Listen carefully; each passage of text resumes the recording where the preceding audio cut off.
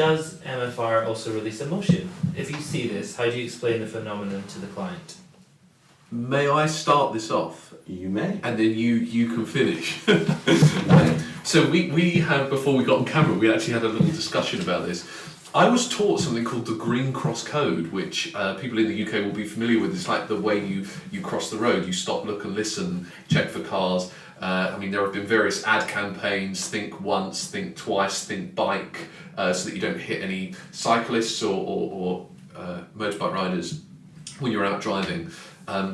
This was taught to me as part of my way of diminishing the chances of emotional release in the context of myofascial release. When we're touching people with context and with meaning, particularly if there have been some history that may or may not be helpful or I'm trying to think of the word. For example, if somebody has been abused and they have been choked, then when you are, and you have that as part of the case history, how you're going to approach that is going to be with great care, because there will be an emotional reaction to you putting your hands on somebody within that context, which may bring up emotions. Are the emotions stored in the fascia? I don't think so. Sadly, it's the bit that I'm kind of just lastly holding on to of the myofascial narrative. That it might be? Well, yeah, I don't know. It's a compelling story. It is so compelling, particularly Probably pretty bad and not real, right? Probably, Yeah. yeah. And you know, particularly with scar tissue, you know, how can you have, for example, a patient who comes to you who's been in a car crash and who's had their leg restructured and rebuilt and has scar tissue from the ankle right up to the hip, and you work over the scar tissue and you feel a palpable difference in the tone of the skin, and then their voice disorder changes and goes, well, how do we explain that? Because that's me releasing scar tissue, or whatever that may be, me working on the leg. Can I give you a real easy Yeah, great. Autonomic changes? Okay. Skin-based receptors are amenable to, according to Robert Schlepp, German Rofer, if you stimulate Ruffini's, you're going to reduce sympathetic dominance, right? So by stretching the skin in a slow, prolonged way, you're reducing sympathetic dominance, which in turn improves parasympathetic relaxation. Yes. Right? So the fascia people will say, okay, I'm going to touch you, is that all right?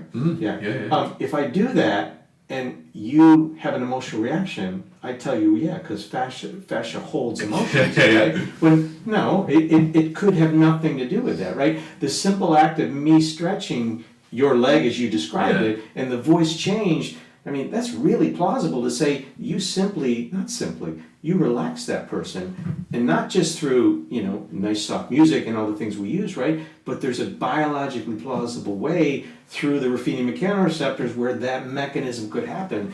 And it's not, you know, a lot of people grab onto the esoterics. I understand that. I used to understand the esoterics and believe a lot of them. Now I'm trying to lean toward what's plausible. From a biological plausibility, I think that Ruffini mechanoreceptors reducing sympathetic dominance could change the voice, right? Just like we're doing every time we touch here. Yeah, absolutely. Yeah. So emotions, from my perspective, I was taught a lot of things about that. Yeah, emotions are stored in the fascia, and it's only myofascial release that's really going to get to the root of this person's emotional holding patterns, which I think is a bunch of crap. Sometimes people benefit greatly from manual therapy, from myofascial release, but from massage, from all sorts of caring, safe touch. Yeah. Right.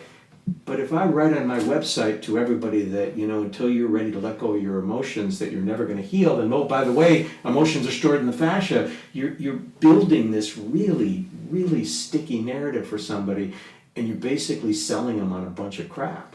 Yeah, so it's a self-perpetuating business model, because we're never going to be free of our emotions, and if our fascia is And emotions do come up, right?